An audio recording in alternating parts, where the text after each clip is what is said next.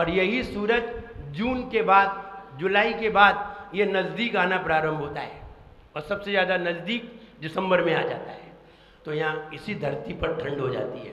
किरण सूरज की वही है, सूरज भी वही है, लेकिन वही सूरज की किरण ठंडी हो जाती है और वही सूरज की किरण गर्म हो जाती है। सूरज वही है, एक में वो जरा दूर लंबी किरण हो जाती है, एक में छोटी किरण हो जाती है। छोटी हो जाती है तो ठंडी हो जाती है और लंबी किरण हो जाती है तो गर्मी हो जाती है। इसलिए ये सूरज का आतप नाम कर्म का उदय है। सूरज स्वयं प्रकाशित है। नंबर 2, चंद्रमा। चंद्रमा किसी से रोशनी नहीं मांगता, देता है। वो स्वयं रोशनमय है। 12,000 किरणें हैं। सूरज, चंद्रमा, तारे, ग्रह, ये किसी से भी रोशनी नहीं मांगते, इनके पास स्वयं ही रोशनी है। चंद्रमा में उद्योत नाम कर्म का उदय होता है जो चमकीला होता है। इसलिए चंद्रमा के प्रकाश से भी रोशनी होती है, सूरज के प्रकाश से भी। ये स्वयं प्रकाशित है, ये किसी से भी प्रकाशित नहीं है। सूरज, चांद। नंबर 3, ज्योति, अग्नि की शिखा। अग्नि स्वयं प्रकाशित है, किसी दूसरे से प्रकाश नहीं मांगती। अग्नि स्वयं ही प्रकाशित है। ज्योति जलेगी, अपने आप प्रकाश हो जाएगा। अग्नि में प्रकाश कहां से आया? वो स्वयं प्रकाशित है। नंबर 4, डायमंड, हीरा। हीरे को किसी के प्रकाश की जरूरत नहीं है, हीरा स्वयं प्रकाशित है। 4 चीजें हो गई, सूरज, चांद, अग्नि की ज्योति, डायमंड, और 5वां है आत्मा का ज्ञान। स्वयं प्रकाशित है, इसे किसी से ज्ञान की जरूरत नहीं है। हमारे अंदर स्वयं ज्ञान है, हम किसी से ज्ञान लेते नहीं है, किसी से भी ज्ञान नहीं लेते। आत्मा तो स्वयं ही ज्ञानी है, बस अज्ञान की पर्दा हटाते हैं। अज्ञान की पर्दा हटाते जाओगे, ज्ञान तो स्वयं ही है।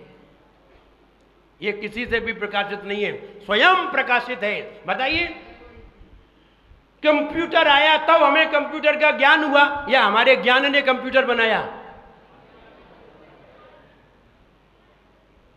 कंप्यूटर से आदमी को ज्ञान होता है या ज्ञान ने कंप्यूटर बनाया है? ज्ञान ने कंप्यूटर बनाया है। मोबाइल से ज्ञान होता है या हमारे ज्ञान से मोबाइल बना है? ध्यान रहे, हमारे ज्ञान ने मोबाइल नहीं बनाया। ज्ञान तो बहुत है, हमारे ज्ञान में से केबी का ज्ञान निकाला गया है। हार्ड डिस्क में से केबी का ज्ञान निकाला गया है, तब मोबाइल बना है। और एमबी का निकालेंगे तो जाने कितना क्या क्या चीज बन जाएगी। और फिर जीबी का निकालेंगे, फिर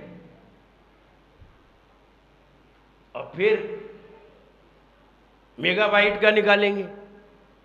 कितना ज्ञान है। अभी तो 1 KB के एक अंश पे पहुंचे हैं, तब ये मोबाइल और कंप्यूटर बने हैं। ये तो क्षुद्र प्राणियों ने बनाए हैं, जो जिन्हें जरा सा भी ज्ञान नहीं है, उन लोगों ने ये बनाए हैं। ज्ञानियों ने तो इन्हें छुआ ही नहीं है। ज्ञानियों के ज्ञान की क्या कल्पना कर सकते हैं? मोबाइल है, यहां से बात करते हैं तो अमेरिका बात हो जाती है। और ज्ञानी लोग यहां से बात नहीं करते, ज्ञानी लोग मोबाइल से बात नहीं करते। आचार्य कुंद ध्यान करते हैं तो सीमंदर स्वामी से बात हो जाती है। ये तो अमेरिका ही है, उन्होंने सीधी सीमंदर भगवान से बात की।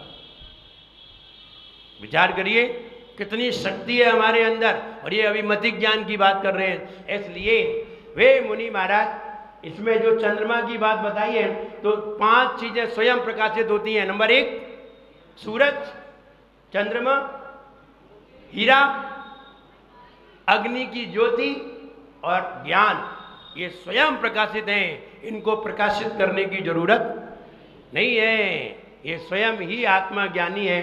बस अंतर इतना है, जब आत्मा ही अज्ञान के पीछे पड़ी हो, आत्मा ही अज्ञान के कार्य कर रही हो, तो ज्ञान कहाँ से आएगा? इसलिए ज्ञान के कार्य करे। हमने कहा ना, एक बात आती है, जिंदगी आसान बनाओ, जिंदगी आसान बनाओ कुछ नए अंदाज से। जिंदगी आसान बनाओ कुछ नए अंदाज से, कुछ नजर अंदाज से। कुछ को नज़रअंदाज करो और कुछ नए अंदाज पैदा करो। नज़रअंदाज भी करना पड़ेगा, दुनिया को नज़रअंदाज करना पड़ेगा, और कोई नया अंदाज भी नया पैदा करना पड़ेगा। जिंदगी आसान बनाओ कुछ नज़रअंदाज से और कुछ नए अंदाज से। इसलिए यहाँ चंद्रमा है तो आचार्य महाराज कह रहे हैं कि चंद्रमा को, अब चंद्रमा की कल्पना लगा के बता रहे हैं और कह रहे हैं आपकी महिमा चंद्रमा से भी अतिशयकारी है। पहले बताया था सूरज से भी ज्यादा महिमा अतिशयकारी है, अब बता रहे हैं चंद्रमा भी आपके सामने फीका है। तो वो बताने जा रहे हैं, हे भगवान चंद्रमा है बादलों में छिप जाता है, चंद्रमा है कलाओं से ढक जाता है, बादलों से ढक जाता है और केतु से ढक जाता है, बादलों से ढक जाता है, केतु से ढक जाता है, इसकी कलाएं ढकती जाती हैं, ये कम कम होता जाता है और फिर एकदम एक दिन पूरा भी होता है, कम कम होता जाता है। लेकिन एक तरफ फिर इधर भी मुंह है, वो उधर उसने चंद्रमा को ग्रस लिया केतु ने, लेकिन इधर वही केतु भगवान को ढकना चाह रहा है, तो उसका मुंह खुला का खुला रह गया और भगवान छोटे नहीं हुए। चंद्रमा तो छोटा होकर के उसके मुंह में चला गया, लेकिन भगवान जरा सा भी कहीं परिवर्तन नहीं आया और उसका मुंह खुला का खुला रह गया। बोले कि हम चंद्रमा को तो ढक सकते हैं लेकिन आपकी छाया को नहीं ढक सकते। ये केतु कह रहा है, केतु ये जो दो व्यक्तियों के वो बनाए हैं, ये प्रतीक बनाए हैं, ये केतु नाम के ग्रह बनाए हैं और उसमें एक तो चंद्रमा को ढक रहा है लेकिन एक चंद्रमा को, एक भगवान को ढक नहीं पा रहा है। तो आचार्य महाराज कह रहे हैं हे भगवान नित्योदयम, क्या कह रहे हैं, नित्योदयम हमेशा उदित रहने वाला, दलित मोह महाअंधकारा जो मोह रूपी महान महाअंधकार को नष्ट कर देता है। आपका मुख मोह रूपी महान अंधकार को नष्ट कर देता है। आपको कैसे पता आपके अंदर मोह रूपी अंधकार है कि नहीं, बताओ है कि नहीं? कौन सा अंधकार? दो अंधकार होते हैं, एक वो अंधकार होता है जो हमें आंखों से दिखाई देता है और एक वो अंधकार होता है जो हमें ज्ञान की आंख से दिखाई देता है। एक आंखों से दिखाई देता है और एक तीसरी आंख से दिखाई देता है। अब तीसरी आंख हो तो दिखेगा, नहीं हो तो वही अच्छा लगेगा। तीसरी आंख हो तो मोह रूपी अंधकार दिखाई दे जाएगा और तीसरी आंख नहीं है तो दो ही आंख मिली है, तीसरी तो बंद है और खोल लेंगे तो शंकर जी हो जाएंगे। ऐसा नहीं है शंकर जी की तीसरी आंख खुली थी, नहीं नहीं, ये बात नहीं है। जहां जो शंकर कहा गया है वहां नाम के शंकर नहीं है, वहां तो आदिनाथ भगवान शंकर है। जब 25 बार छंद पढ़ोगे तो पता चलेगी। उनकी तीसरी आंख खुली ज्ञान की। तो यहां ये कहा जा रहा है कि मोह महाअंधकार, दो प्रकार के अंधकार है, एक वो जो हमें आंखों से दिखाई देता है और एक वो जो ज्ञान से दिखाई देता है। ज्ञान से दिखाई देता है वो कौन सा अंधकार है? मोहांधकार। मोह महामद पियो अनाथ भूल आपको। अब मोह में कहा, मोह रूपी मदरा है। अब मदरा पी ली है, मदरा पी ली, फिर तो मदरा वाले तो मदरा वाले, उन्हें कुछ दिखाई थोड़ी देता है। व्यक्ति शराब पी के आ रहा था गली में, व्यक्ति शराब पी के आ रहा था गली में और गली में शराब पी के आ रहा, एक भैंस से टकरा गया। किससे? भैंस से। अब पिए तो शराब था और किससे टकराया विनोद भैया? भैंस से टकरा गया। तो बोला बहन जी माफ करना। उन्हें क्या मालूम हम किससे टकरा गए। तो क्या बोला? बहन जी माफ करना।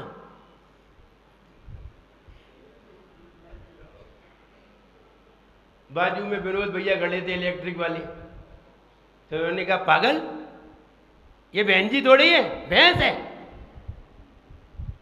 बोले सॉरी, आई एम सॉरी। थोड़ी दूर गया, एक महिला से टकरा गया। बोले कैसे कैसे लोग हैं, अपनी अपनी खुली छोड़ देते हैं।